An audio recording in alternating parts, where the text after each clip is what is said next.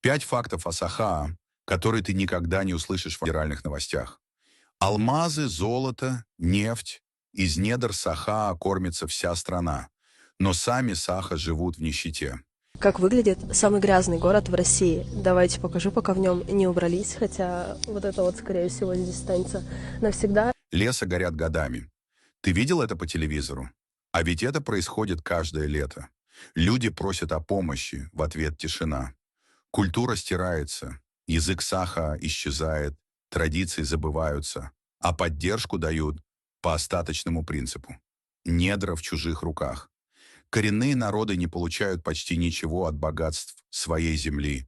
Все уходит наверх. Правда опасно. Люди, которые поднимают голос, сталкиваются с давлением и преследованием. Но мы не молчим. Движение за независимость Саха обо всех нарушениях, о любой несправедливости говорит открыто и без страха. Мы не боимся называть вещи своими именами. Мы знаем правду и готовы бороться за будущее нашей республики. Подпишись на нас, поставь лайк и поделись этим видео, если хочешь, чтобы люди знали правду.